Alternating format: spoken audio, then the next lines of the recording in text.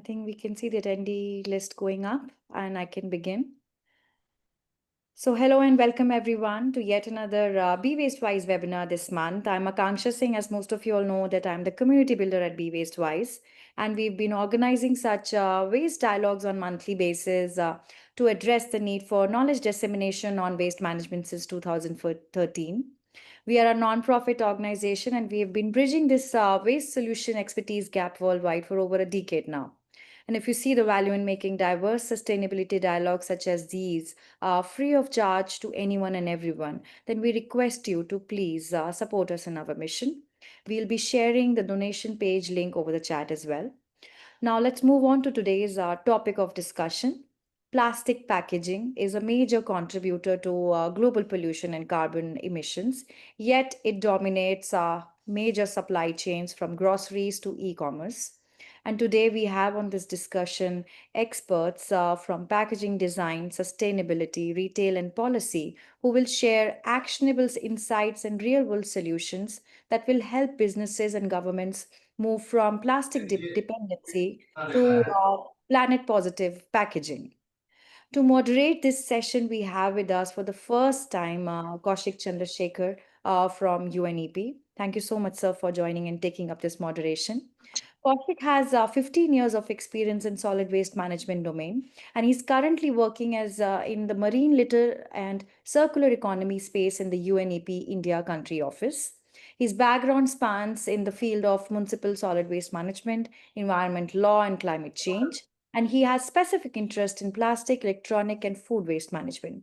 Thank you so much, Kaushik, again for joining in and taking this moderation. On this panel, we have with us Dr. Malini Reddy. She is the head of sustainability policy, research, and advocacy, as well as the head of business solutions and strategy at Resustainability Limited. She brings in over 28 years of experience in academia, research, and consulting. On the other hand, we have Mr. Amit Jain, who is the managing director of IRG Systems South Asia Limited. Mr. Jain has more than 25 years of experience in the area of waste management, including integrated solid waste management, plastic waste management, biomedical waste, hazardous waste management, and e-waste management. We also have with us today Vedant Balwatkar. He is from Swiggy Instamart FMCG Private Labs brands. He is a skilled printing and packaging engineer and bringing a strong background in innovative packaging solutions and sustainable practices.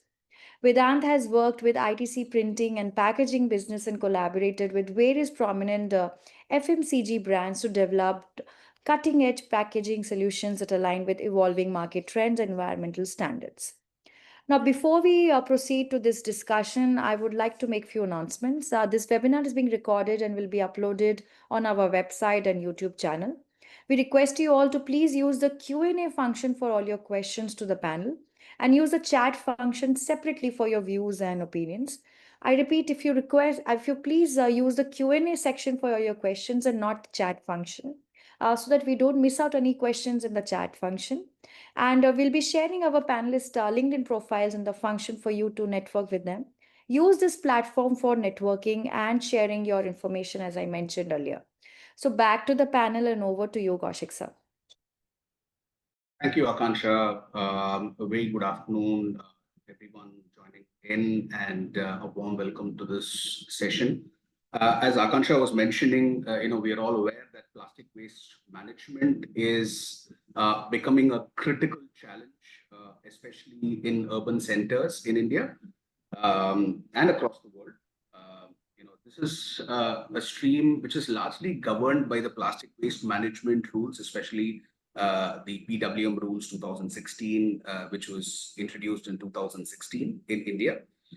We've seen multiple amendments to this rule, come in since then. To address the issue of plastic pollution specifically, we've seen Government of India introduce the single-use plastic ban in 2021 under these rules. They've also rolled out the extended producers responsibility guidelines to manage the packaging plastic waste, which is coming out. The larger idea behind introducing EPR has been, of course, to manage the end of life of packaging plastics, but also truly drive packaging innovation better designs and packaging, so that the end of life of each of these packaging material becomes very, very simplified. Now, the scale of this challenge that we're looking at is really immense. We're looking at India's annual plastic consumption, which is estimated at about 22 million tons. Nearly 59% of this is just going towards packaging. And if we have to think about this in real terms, let me give you a very simple example like the tomato ketchup. You see that this comes in various sizes, various pouches, different types of packaging, sachets, PET bottles, squeezy bottles, different caps, different laminates, multiple inks, for brandings which are being used. Uh, and sometimes even promotional packs which come in, these small sachets which are very difficult to collect. And imagine the recycling requirement that goes behind each of this. In case I have to collect back, there are different resins, adhesives, plasticizers which go behind each of this, which complicate the amount of recyclability, and also, of course, increase the costs behind handling each of these packaging material. This is the idea behind today's discussion. It's a very important panel that we have today. The question that we are asking is, can EPR actually push businesses to rethink design and not just manage compliance? I have with me, I'll go to Dr. Amit Jain first, and who will be providing us with the policy perspective. Amitji, we have seen EPR being spoken about in terms of compliance, collection, recycling, reporting, but we also are seeing packaging slowly evolve. A lot of companies being who are experimenting as far as the type of packaging is concerned, reusable delivery models being used, innovative designs that are coming forth. But do you see EPR as this thrust behind such packaging innovations, over and above the compliance exercise, of course? Amitji. Yeah, I feel when we talk about EPR, it's a kind of emerging scenario as far as India is concerned. And when we talk about the regulations, now we have the regulations which are encompassing everything in terms of the principles of 3 Rs, circularity, and as well as ecosystem approach. So, in a way that it is moving beyond the compliance. Compliance, yes, definitely it is one of the issue, but beyond compliance means that we are looking above in terms of what we can recover the material from. And when we talk about 3 Rs, it includes reduce, reuse, and recycle. Now, moving further, when we talk about in streamlining the chain, EPR provides a mechanism by which the PIBOs, which means that producers, importers, and brand owners can be linked to the downstream side, and as well as the oversight of the entire system is being looked after by regulator. So I feel that uh, beyond compliance, we are moving gradually as we are trying to simplify our regulations and we are trying to introduce new mechanism and new instruments, policy instruments. You will see, and you have already mentioned that there had been a number of amendments to our plastic waste management rules, and from 2016 onwards.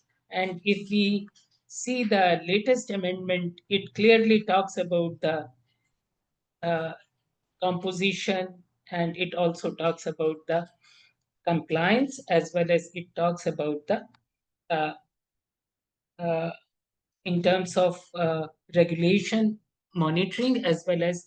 So, if we look at the compliance issue, it is based on the principles of ease of doing business, as well as simplification of the regulations and the policy, as well as the transparency.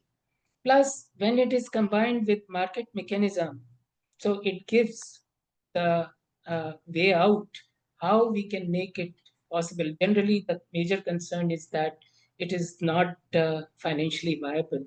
At the same time, it has to meet the quality as well as the entire uh, product uh, uh, usability. There shouldn't be any problem with that.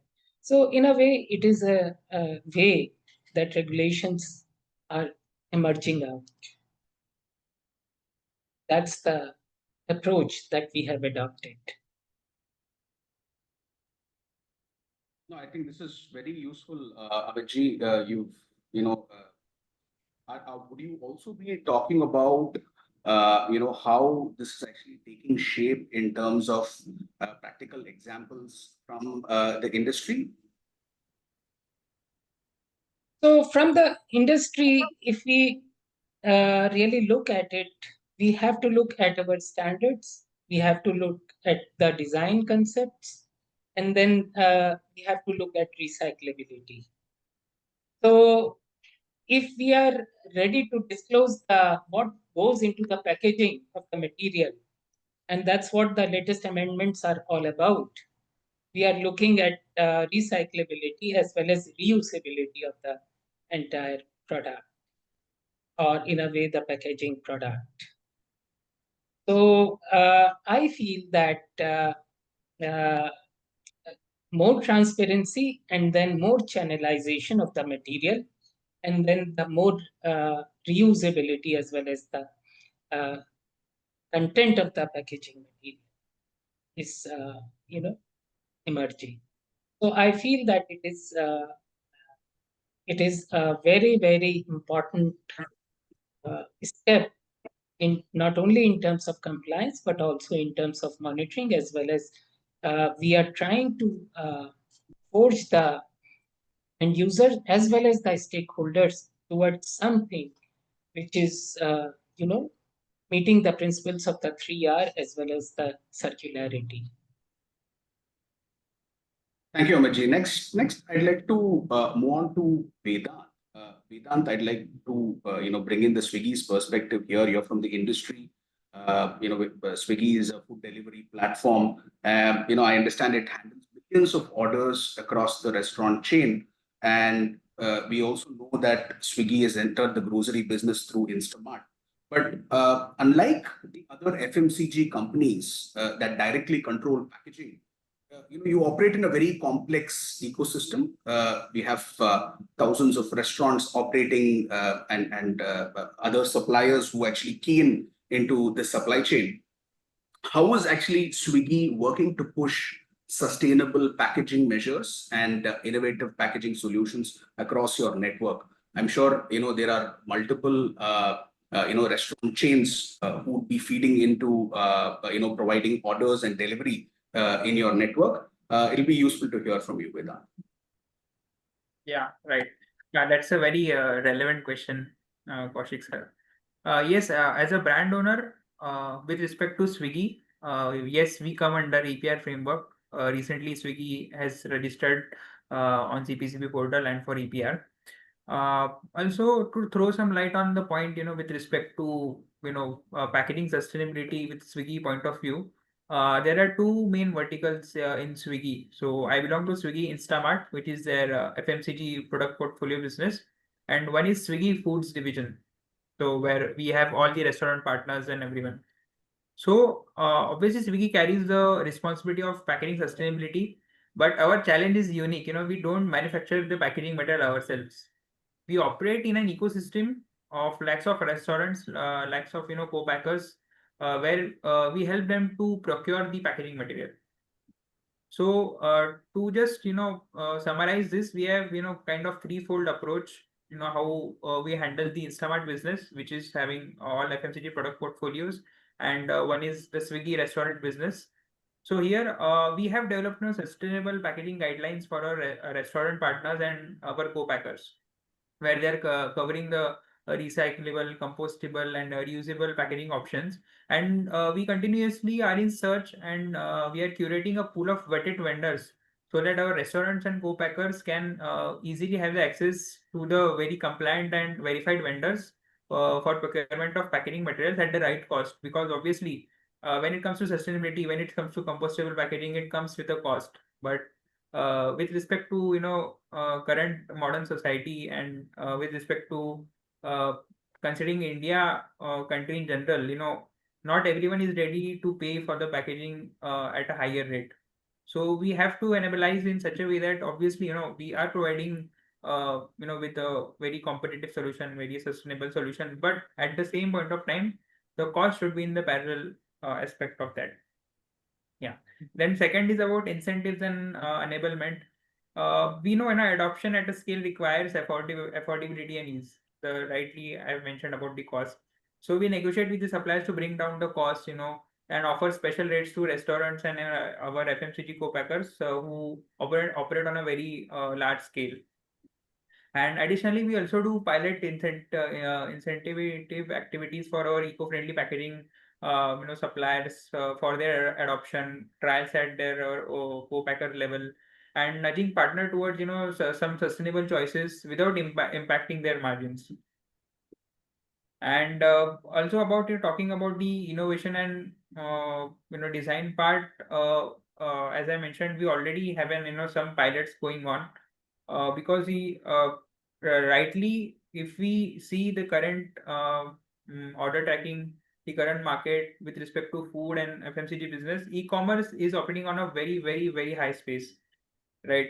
So current to a generic FMCG brand, there are FMCG brands coming on our platform and other XYZ platforms or competitor platforms because they want to sell their product and wants to be delivered in 10 minutes. Okay. So with respect to the convenience, with respect to the adaptability, and with respect to the user convenience, we have to look on all the aspects. So packaging is just one of them, and considering our mother earth. So obviously innovation and pilots is a part of our game, but learning from these pilots are these are just scaling, and we are learning from it gradually. For example, we have explored the compostable options, edible cutlery options for food business. So where instead of using a normal PP container or normal PET container, we have some bagasse options coming into picture. We have areca nut packaging which is coming into picture nowadays. We are doing trials on that. So these are all, are in the pilot run, but not 100% adapted with respect to market and current supply chain of considering India as a country in general. And just to throw some, sum it off, see, FMCG companies have a core control from end-to-end packaging, but Swiggy, as an e-commerce company, it's more about being an ecosystem enabler and innovator. We have to guide, we have to support, then we have to nudge everyone. Oh, this can be the future. This can be the XYZ thought for the process, and obviously we have to be on the slighter note side. Yeah, obviously we have to deliver, and yes, at the same time we have to be right, and also have to think of our mother earth. So to scale and diversify it makes it challenging but also impactful, because a small change here multiples across millions of orders a day. Yeah, so that's all. This was from our side, from Swiggy as a e-commerce point of view. No, thanks, Vedant, and it's fascinating to hear platform like Swiggy with such a vast partner base with dual presence with food delivery and groceries, and you have this important place where you can influence packaging choices. You spoke of providing guidelines to your network. You spoke of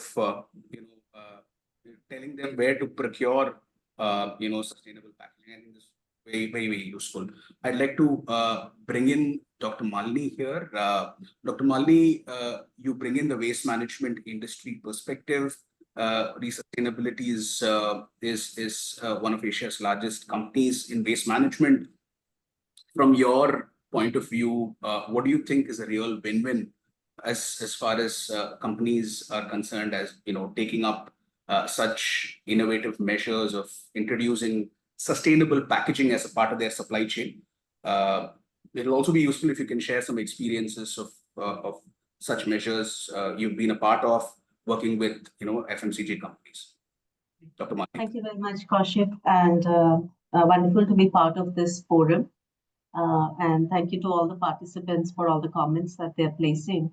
And lovely to see so many participants from Africa. I've worked very closely with AFWASA and AFTB and traveled across Africa. I think it's my soul country. So very nice to see so many participants. We are an organization which is 30 years old, and while we started off as a waste management company, Kaushik, we've moved now gears to become a resource recovery organization. So we run about 100 facilities. Many of them are in the waste management side, which is municipal solid waste, waste to energy recovery, industrial hazardous waste, biomedical waste. But then many of our facilities are on the circular economy side. So we are into plastic recycling, end of life vehicles recycling, and construction, demolition, and recovery of materials, metals, precious metals, e-waste, etc. We also work on end-to-end circular economy solutions from establishing units to waste valorizations. How do you use the waste and convert it into resources? And I would actually, one of the resources, and I will put a link to it as I was asked on the national circular economy framework that India has, which sort of sets the targets for each about 16 materials in terms of the recycling. Where are we right now? What are the strategies to be used? And what is our 2030 goal for each of these materials? And plastics is very well one part of it. So before I get to the examples, I'd just like to extend on something that Mr. Amit said. In terms of policy, you see, the fact of the day is that India PWM system remains weak. So currently less than 50% of the plastic waste is being recycled. And the opportunity is to, even if we push it to 75% by 2030, it can significantly reduce plastic leakage and marine pollution. It can create over 1 million jobs, and estimates say that it can lead to annual savings of more than 30,000 crores in raw material costs through the use of recycled content and reduced import dependency. So, I mean, the recent geopolitical climate has definitely placed a lot of pressure on self-sustenance, on reduced imports, on resource security, and therefore recycling is not a choice, and we need policies to enable that. And from a private sector's point of view, I think one of the aspects that needs to be looked at and regulations need to kick in stronger is on design for recyclability and ensuring that there are mandates, very clear mandates for recycled content. So, what do I mean by that? I mean to say that there should be a mandate that all new plastic packaging and products they need to follow standardized design protocols. This is more to what Amitji had said, and preferably for recyclability using mono materials. So I think there needs to be some amount of thinking that needs to go there. There needs to be an enforcement on minimum recycled content levels, which is kicking in with the EPR and the circular economy framework. And there needs to be a clear labeling of recyclability and recycled content percentage. This is more to Vedant's point, so saying why should customer pay more? So unless there is education and there is a pride in using a product, so I think labeling can play a big role in fostering innovation. Now, when I say innovation, I'd like to now wear the private sector hat, saying why should companies innovate? See, as an organization, during our 30 years, ours was the first waste to energy plant in the country, first industrial hazardous waste, first biomedical waste. And what we have believed in as a private sector is that get a pilot on the ground, show it to the policymakers, help them frame the policy, and push the policy. The market is so large that there is no real competition. There is place for everyone. So I think it's important to understand that if you want private sector to invest, what does it need? It needs some fiscal benefits, some streamlining of approvals, good public-private partnerships, and a lot of support in formalizing the informal sector, because that is where the leakages are happening. Leakages is a term that I use as a private sector because I establish a large unit, I'm not getting it. So please excuse me for saying that. But yes, formalizing the informal sector so that there is just transition and also they are taken care of and they're part of a system.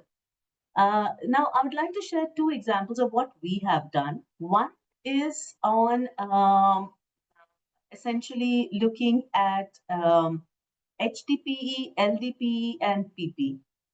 We, in partnership with Marico, we have a 52% stake, are establishing a plant in Hyderabad, which is focused on mechanical recycling. It's a 20 TPD plant, mechanical recycling, completely focused on brand to brand circularity. So essentially, what we're saying is we will collect because reverse distribution is expensive for any FMCG organization. So we are saying we take responsibility of collecting your product, sorting, decontaminating, pelletizing, giving it back to you so that you know the quality of the raw material that you're getting because it is the raw material that you had initially used. It's your product coming back to you. So this is a concept that we have initiated and we are working with brands and brands become partners and they fund for this entire process. The other one is end of life, which is in partnership with Aarti Industries, which is also a 51% stake stays with us, which is on chemical recycling. So here we are talking about all kinds of materials, all mixed materials, which can be converted into oil. Now, if I use a multi-layered plastic, can the technology take it in? Yes. But my yield may not be as much as a pure plastic material. But am I able to deal with the problem of waste there? Yes. The economics, I'll have to look at what is the proportion of mixed plastics I can have so that my economics are working out well. So that's a 30 TPD plant that is coming up. So these are two examples that I want to share where industry will come in partnership with brands. And this investment will happen when there is a shared risk and good partnership models. If we get a little support from government, it'll be great. But even if that doesn't come, as long as the permissions and regulations and fiscal benefits are there, it could still work very well. I just want to say one last sentence that this theme and this thinking that ESG and sustainability initiatives will be good for Mother Earth, I think will no longer work. It's not a selling point anymore. It's not compelling. Unless and until we are speaking to the top line, bottom line, and EBITDA, no CEO is going to bite it. And no customer is going to pay extra. So we have to be innovative. We have to find ways of making it cost effective in partnership models. And I believe that's the only way to go forward. Thank you, Dr. Malini. I think this was very loud and clear in terms of, very crisp points that you mentioned. One, of course, which strikes immediately is monomaterial, which is very, very important to simplify recycling. You also spoke of getting robust labeling, considering compostables and biodegradables in the whole space. I think labeling becomes even more critical.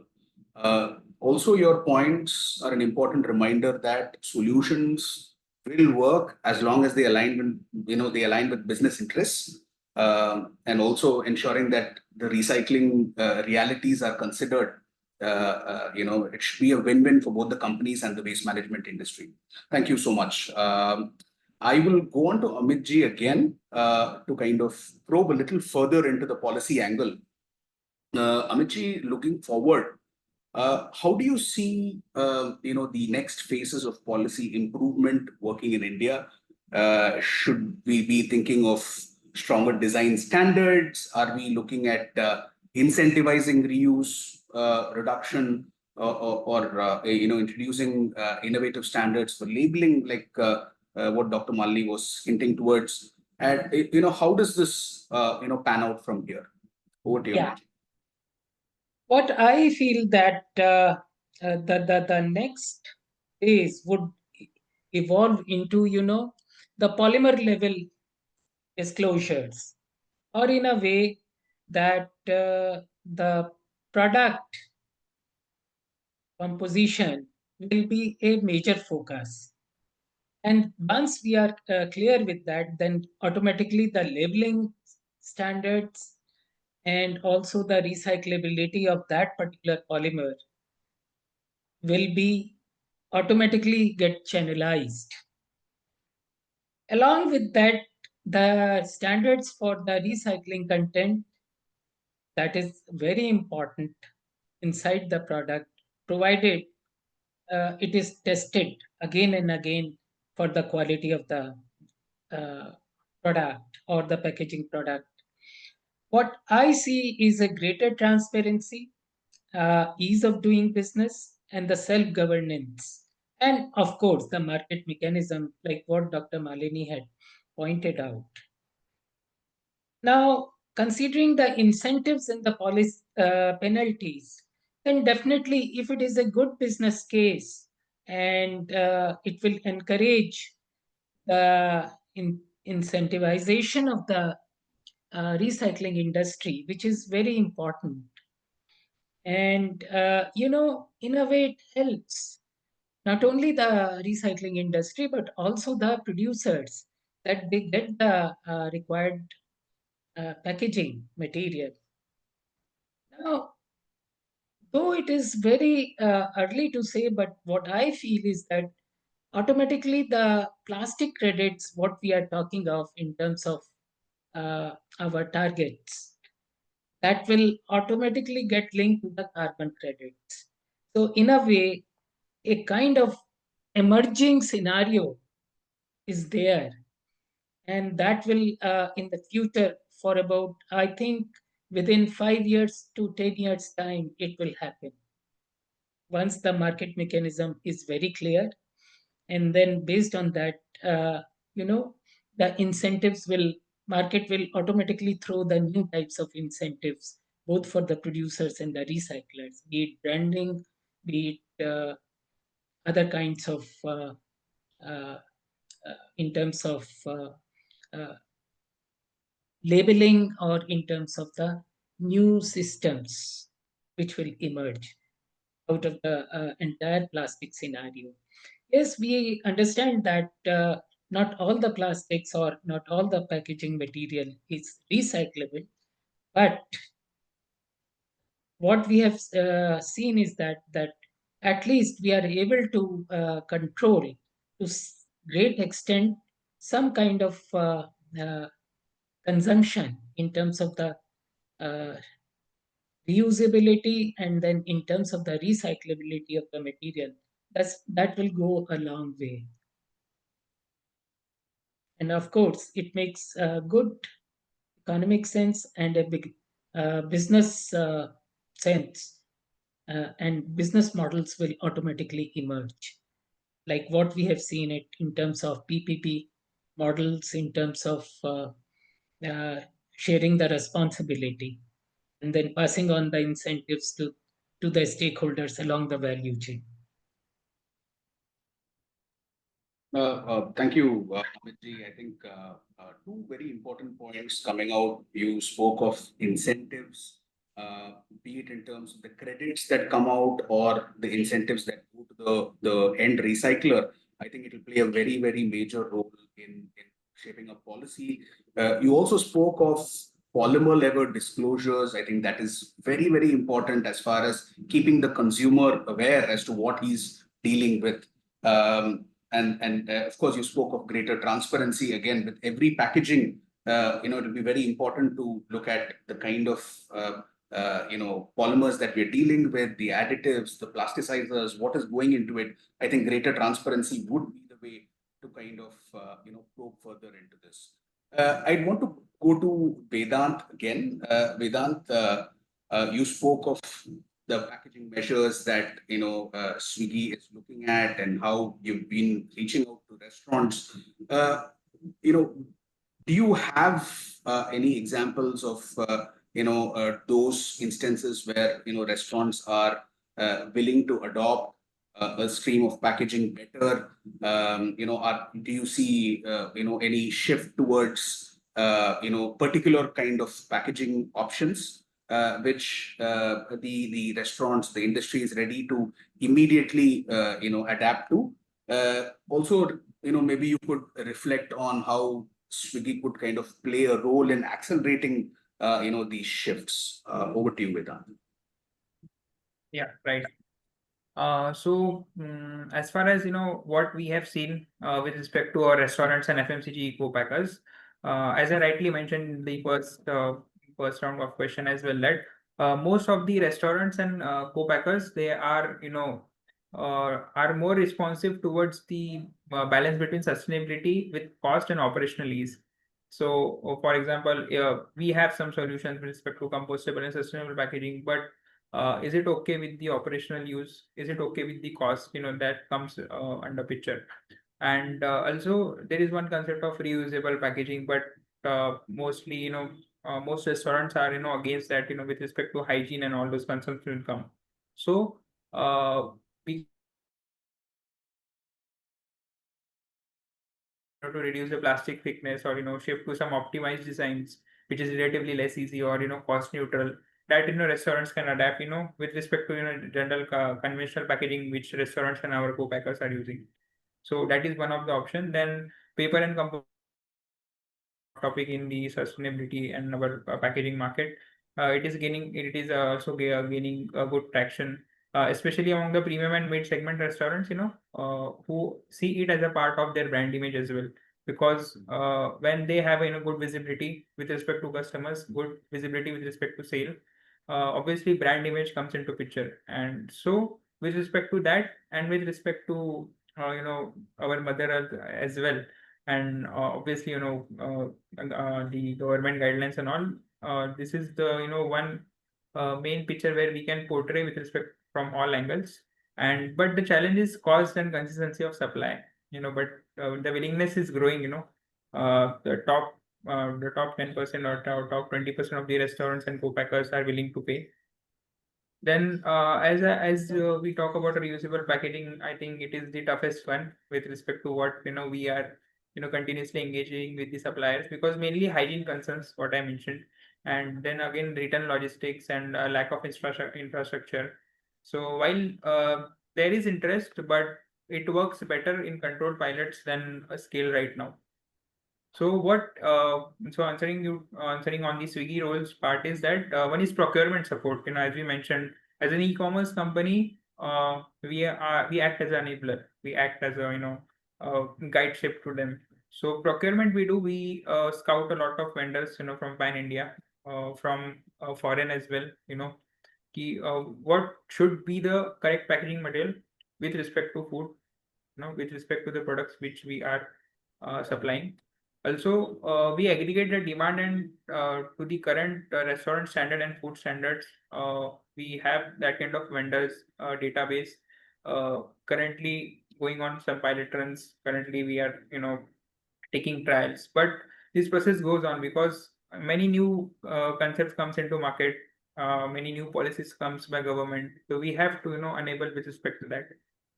Again, incentives and recognition is the one thing. We have some. We recently had a Swiggy Sustainable Summit 2025 recently. If you all have heard in news.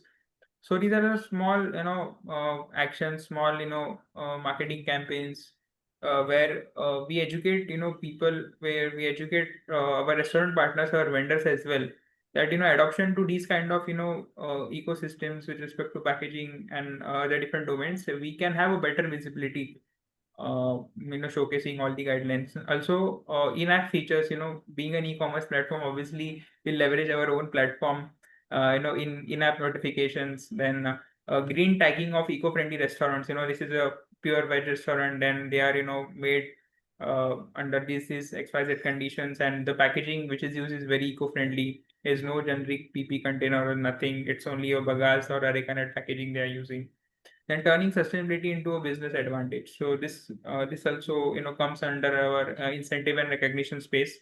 And finally, giving customers to say a no cutlery option is very common now in the e-commerce space, where if you order something, for example, if you're ordering some FMCG products as well, not a food product which is not hot and not ready to consume, but you can also have an option just to untake a paper bag as well, on Instamart.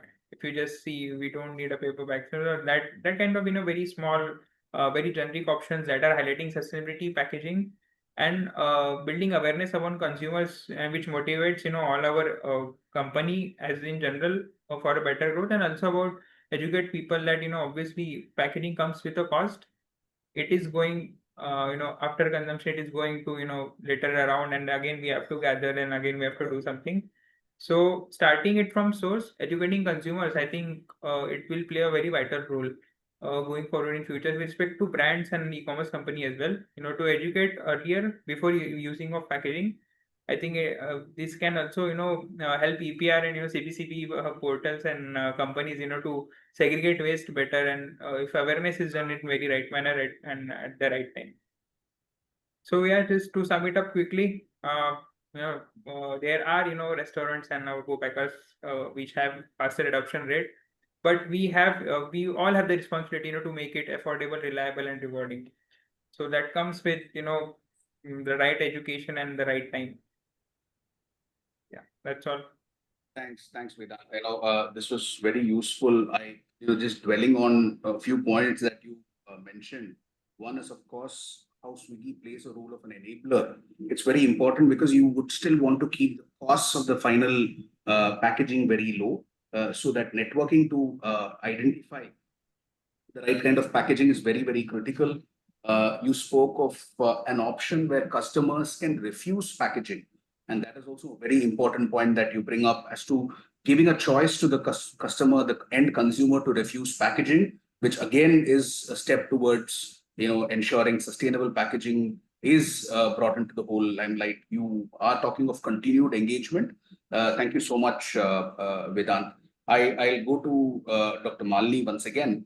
Dr. Malini, from the waste management industry perspective, you spoke about the whole scenario being a win-win for both the person who's implementing it and the person who's managing it. So, is it, but does it at all make any economic sense for organizations to kind of invest, funds, to invest money into material level changes, and of course the end of life of it? Do you have any examples that you can share on this? Yeah, I mean, I have some examples. Uh, may not be drastically, coming as a surprise to people, but just the fact of the day is that in today's world, the business goals and sustainability goals have to speak to each other. And when we talk about material level changes or waste management or replacing virgin plastic with recycled, ultimately it's the life cycle cost analysis. And all the examples that we have seen, or what I may share, or Amitji Vedant may share, will show that while the initial investments in alternate materials will definitely be higher, maybe about 20 to 30% higher, but the savings accrue through different channels. The saving could accrue through lower waste disposal cost. The saving could accrue through reduced landfill tipping cost, which is like almost 500 to 1,000 per ton, or it could be through avoided regulatory penalties. So, for instance, a company which is, say, switching to, say, 10,000 tons of plastic annually, it could save up to 2 to 3 crores in waste management costs alone over the, period of 4-5. So, when we are looking at savings, it cannot be just a comparison of raw material cost to raw material cost. One has to look at the entire life cycle costing, and savings will definitely accrue. Having said it, and before going to examples, I would like to state that I think for India, the time of sticking to pilots is done. I think it's time for scale. And there is a lot of trust that needs to come in between, say, a startup which has come up with an innovative solution and a largest established industry which has deep pockets, which can help it scale. So I think that linkage is not really happening. So you'll have a lot of startups coming with interesting ideas, doing cottage level, say, and therefore it costs very high. So when they approach a company, it doesn't make economic sense. So they have to find a way, and this collaboration has to happen, and we need to work at scale. That's my message that I'd like to say. Having said it, many examples take something I find very interesting, like a mushroom-based packaging, like a Mycotech, biodegradable, compostable. Definitely compared to plastics, this is at 500 to 600 per kg, higher than traditional plastics, which is at 150 to 200 per kg. But it decreases with scale. So therefore, the bottom line is you operate at scale and you can find. Similarly, bioplastics, bio-based films, again 250 to 350 per kg, compared to mid-grade plastics, which is around 120 to 200 per kg. Recycling and reuse savings that you can get, like a recycled PET, for example, it costs approximately 60 to 70% less than a virgin PET. So this shift of recycling can reduce raw material costs significantly, and it can lead to a lot of savings. So therefore, I think there are many companies, like take for example Amul. Amul has adopted a policy of minimal plastic packaging. It's boosting consumer loyalty, brand value, and it's also showing that customers are willing to pay a 15 to 20% premium on eco-friendly. This is speaking to Vedant's point. I mean, I'm a regular customer of Swiggy. I love it. I absolutely promote the brand everywhere. And I would definitely I do appreciate brands which are using better packaging, eco-friendly packaging. I'm willing to pay. I could be one target group, but I'm definitely willing to pay more. And Amul has announced that they are able to do premium pricing because of this.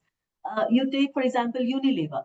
Unilever has committed to make all its packaging reusable, recyclable, compostable by 2025. And this not just when you talk about economic sense, in a life cycle analysis of the product is one aspect.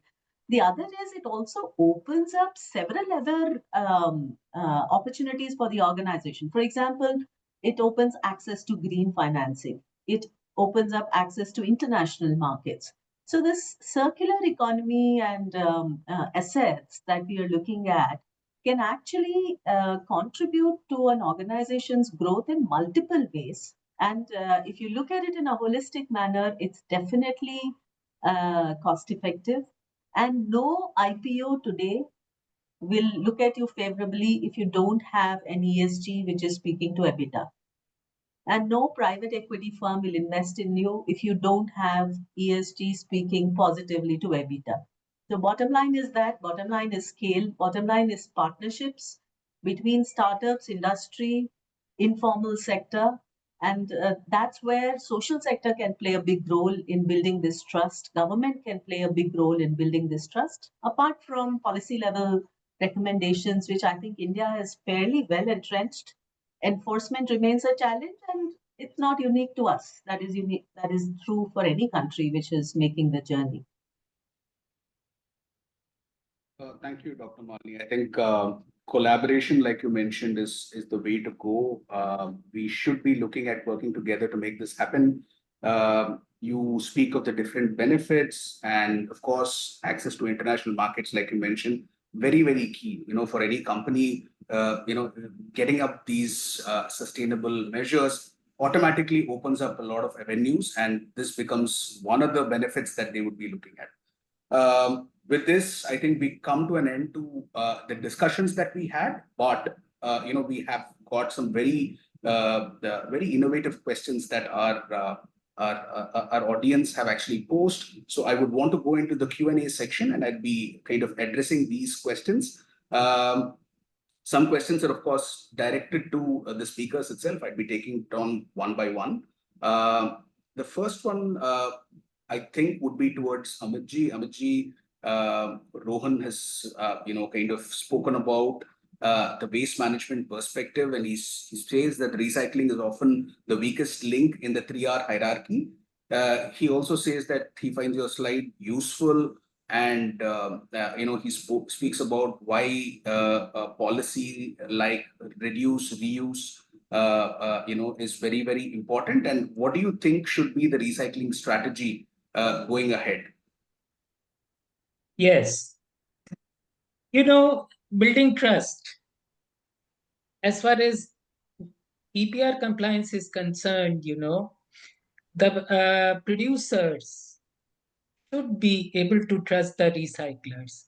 This is very important, and building a trust goes a long way.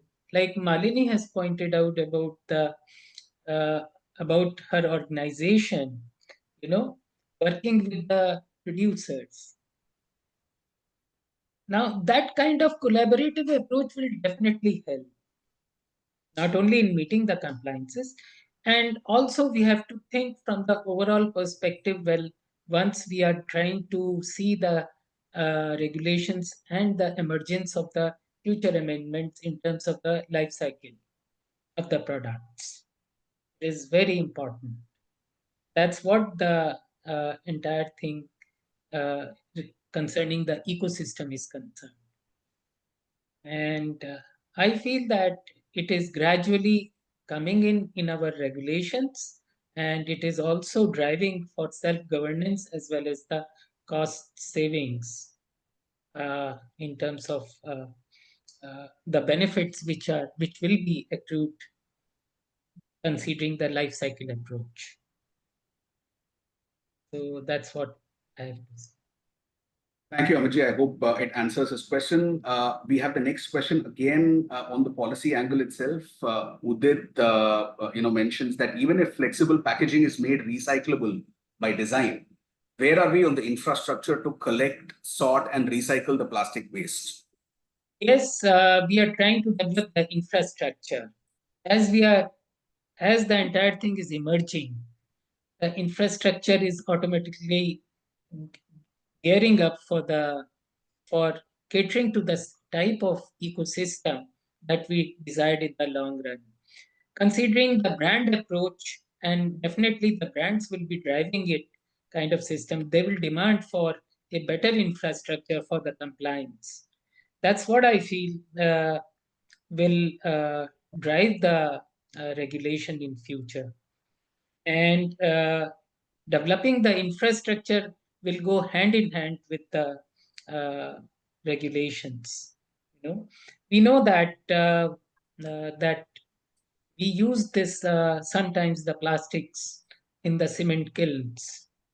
That's again a very classic case, and that has been going on in India for a long time. So it is time tested thing. So if we are able to channelize the material in the right direction to a right uh, uh, kind of recycler or the end solution to that, it will automatically solve the collection issue. Thank Yes, you. segregation is very important, and definitely we should gear up for the segregation, and that's why we have the different mechanism of segregating the plastics also, different types of plastics also. So a lot of MRFs are coming up, and they are trying to develop the infrastructure which can do that. So we've covered collection and segregation and recycling bit. I hope it answers our audience question. The next question is to Dr. Malini. Dr. Malini, under the EPR framework, companies are required to ensure collection and recycling. From sustainability's view, how can stronger policy industry collaboration improve economics of recycling and make circularity more realistic? This is a question from Rohan. Over to you, Dr. Mali. Yeah, there are a couple of questions from Rohan and one or two other members. Probably I can just address them here. I've tried typing the responses. Apologies to those whom have not been able to respond. But I think, yeah, we all understand. And Elizabeth, to your point as well, we all have, like, this is like saying all the countries in the world had uh, development goals, right? We couldn't meet them, and then we changed the terminology to sustainable development goals, and we are supposed to achieve them by 2030. So let's not single out Unilever for aiming high and not meeting it. We are all aiming high and we are all making our efforts. We are nowhere near SDGs. So let's blame all countries for it. Let's blame ourselves as citizens for it. And policies are well framed, and policies, it's not written cast in stone. We have amendments, we keep improving the policies. But from a private sector, I can say one thing, that while companies are required to implement take back schemes or put in reverse distribution, we still don't have companies using traceability. You see, ability to trace your product and establish a reverse distribution network is not a core value proposition for the organization, and hence this is a good market for other members to get in. Other players in the ecosystem to contribute to. Let me share an example of our own company. See, in the city of Hyderabad, where we have a public-private partnership for treating almost 9,000 tons of waste every day, which we are doing now under the PPP model, and we have the world's largest integrated waste management facility in India. Is established in Hyderabad, and we are running it. We had the entire collection, transportation, treatment, waste to energy as part of our concession agreement. However, the entire process of collection could not really be materialized because of so many members in the informal sector being involved in it. And therefore, our project has remained considerably towards transportation and treatment of the waste. As a result, what happens is a private sector player loses access to good quality waste, high value waste, which is moving away from before it reaches us. So, if in this case with us, we could have developed a system for segregating the waste brand wise. There are technologies, AI tools available for segregating waste as per brand wise. We could have used that and established a good MRF system for giving it back, and companies could have procured it easily. So it's a lot of stakeholders who are working together to make this system function. Ecosystem changes will come when people see value. It's not that a private sector player can go and offer a higher amount of money to an informal sector player to say you come into my network. Because what happens is, even if I pay higher, their trust with the other members whom they have been working over the years is much stronger than what it is with me. What they get, the benefits that they get beyond just the monetary value is also higher. It's also a community. So there are a lot of dynamics. And this also answers to Rohan's question saying, uh, is there place for engineers in the entire waste management circularity, or is it driven only by social sector? Unfortunately, my context is different. Our organization is very high on technology. We are the largest recruiter of technical professionals, engineers in the country, including environmental engineers. But when it comes to feedstock, when it comes to operationalizing these systems, we realize that we need a lot of social sector intelligence, a lot of stakeholder partnerships intelligence to kick in at the ground level, and we are open to partnerships. And I think that's where the criticality comes in. So yes, traceability is a problem. Channel members not seeing a value is a problem. This not being a core activity for an organization, and not having reliable partners to help them with with this reverse logistics is an opportunity. And these are some things which we need to work on, and which are very doable. These are in our hands. It's not policy linked. It's operationalizing it. Thank you, Dr. Malini. I must inform our viewers that we are aware of the time and we're overshooting it by a couple of minutes, but we would be addressing a couple more questions before we close for the day. The next question is to Vedant. Vedant, under the EPR framework, producers are responsible for collection and recycling of packaging waste. From Swiggy's point of view, what have been the biggest challenges in meeting these EPR obligations, particularly in terms of cost, consumer behavior, and collaboration with recyclers? Yeah, so to answer this, Rohan, see, first thing, we have recently registered with EPR, okay, and second is that with respect to the challenge for packaging material to be with respect to cost or finding recyclers, We have scouted some suppliers, aggregators, which will have, segregate waste for us. We have also, looking for hiring for a consultancy for EPR and all. But here the main challenge is about the data, because we take packaging vendors for our co-packers from vendors. So it's via process. So collection of data from our co-packers to vendors, then validate the same with respect to brand owners' point of view. It's little very challenging task. So because we have to, if you go to EPR portal and registered as a company, there are many things that is asked, with respect to data. They have also asked for all the invoices of last financial year where packaging material is procured. So the minute things where each data we have to verify, and that we have not procured directly. So that is via co-packer and via packaging vendor. So that is one challenging thing for as an e-commerce company, which I believe who here we have in Swiggy. And second is about recyclers. Obviously, that comes because nowadays we know many companies are coming up with respect to recyclers to help. Big brands are already doing it like Unilever, Nestle, and all. But that this also remains as a question because we have to find the right one, and our all data should be validated and everything. So all these minute things, this little concerns comes in sum up and raises in a question as a whole that how we can solve this. So this is the one concern I believe with respect to e-commerce and as a third party manufacturer, what we face in e-commerce company. Thank you, Vedant.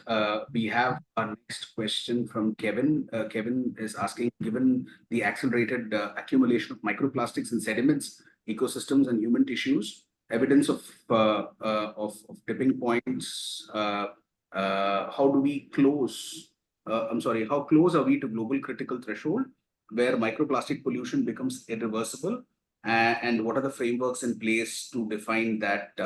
There is a point of no return for ecosystems and human health. Maybe Amitji, you could maybe reflect on this. Yes, microplastics are a problem. There is no doubt about it. The question is how much, where, and when. Whatever the microplastics that we are seeing today in our water bodies or anywhere in our environment, that is majorly on account of consumption pattern which was existing earlier. I feel that we have still not reached that threshold quantity, but yes, definitely it's a major concern, and there is a need for first of all establishing the criteria to what level the threshold should be in our rivers, in our streams, as well as in our air, so that we can actually control it before it becomes a major issue related to the related to the problem. I feel that still we are away from establishing the uh, baseline, as well as uh, we are trying to evolve our standards in such a way that we have to standardize this as per the country specific requirements in future. And before concluding, let me tell you that I happened to speak one of the Japanese geologists who said that probably generations later will be able to assess the age of the earth or our entire thing. It will be a plastic age kind of thing, given the level of plastics that we are having in the environment today. So before we reach that, I think there is a need for controlling that, and we need to have standards for microplastics.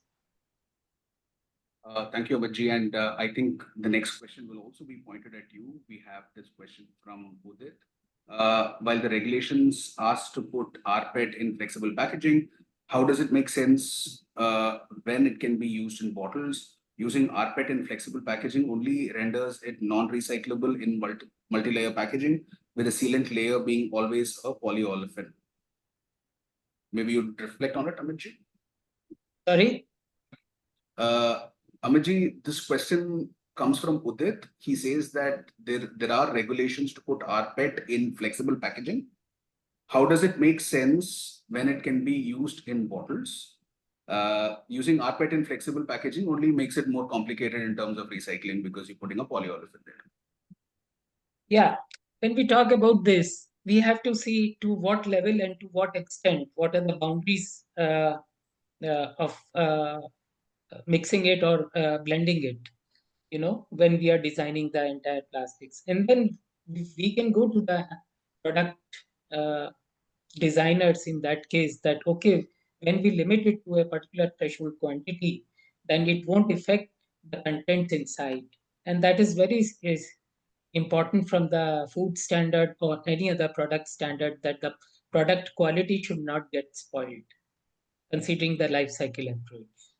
And life cycle approach definitely can help in design as well as in terms of taking decision whether it can be used or it cannot be used in the long run. I think just one more point, Kaushik, I think from an earlier point Elizabeth had made on why pyrolysis is being spoken as, given a nicer word of chemical recycling. Elizabeth has a lot of angst about the plastic. I appreciate it, Elizabeth. But the fact is that all organizations, so, you take any recycling like an e-waste recycler, the first section, I mean, I'm talking about good recyclers. The first section is always about refurbishment. All the products that can be refurbished will be refurbished and sent back. So all laptops are refurbished, and that's why you see the sale of refurbished electronics going up. Similarly, even in this brand-to-brand circularity that we are speaking about in Marico, it is not directly going into pelletization. The first step is disinfecting and seeing if the packaging can be reused and then sending it back. So attempt by companies is always to see if it can be reused, and refill related attempts are being made directly by the brands also themselves. There was one more point again which spoke about why companies are not taking responsibility for single use leading to microplastics and all that. So it's not to pass the blame on, but a lot of awareness generation is also required amongst the consumers. We should have Vedant probably do a survey of how many of the customers who receive that black plastic, which is a single use disposable, how many of them use it and reuse it in their microwave? So we can blame Vedant for sending it, but at the same time, we also need to have awareness and customer to own up that I should not use it because it clearly says single use. So it's not about a blame game, but it's a collective effort that one has to put in. Correct. Thank you. So education, awareness and education also plays a vital role here to consumers. My mom would not throw it. Let me just say. Can I add, individual producer responsibility goes a long way. Correct. I agree. So I think we have to be responsible ourselves. And once we are using any plastic product, we need to look at reuse aspect of it. And it is very important that we prolong the life of a packaging material if we can reuse the entire thing. I generally do it at home. Thank you, Amitji. I think this again boils down to, like Dr. Malli was mentioning, to consumer awareness, to how aware we are as to how much we are consuming, what we are consuming, the labeling that goes behind it, the detailing that comes out of each of this. But this discussion has been very, very useful. We started off with the huge plastic consumption that India has, and its share of packaging, and the massive challenge that we have at hand. I think from Amitji's policy perspective, Vedant's platform and his experience, Dr. Malini's waste management lens, I think the message is very clear. Design is very, very important as far as packaging is concerned, which is as equivalent to collection. Unless packaging is kind of simplified and has a circular design to it, downstream recovery and recycling is always going to struggle. On behalf of all of us, I'd like to thank our speakers, Amit G. Vedant and Dr. Malini, for their valuable insights, and all of you for joining us and staying with us for so long. Let us take these conversations, as our speaker said, into action. Thank you, and over to you, Akansha.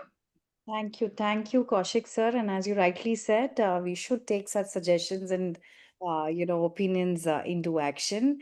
And we are very glad to have such active participation from the attendees. I could see that the chat section and the Q&A section was flooded with so many queries. So thank you so much. And it shows that kind of awareness that we all have, and we have all that concern. So, and I would personally would like to thank all the panelists for taking time out and sharing their knowledge and experience on this topic. As I mentioned, that this webinar is being recorded and will be uploaded on our YouTube channel and on our website. If you like to stay updated on future events, and if you would like to suggest some topics that we can take up in near future, then do please connect with us and follow us on our social media and subscribe to our newsletter. Thank you again, and good day to all.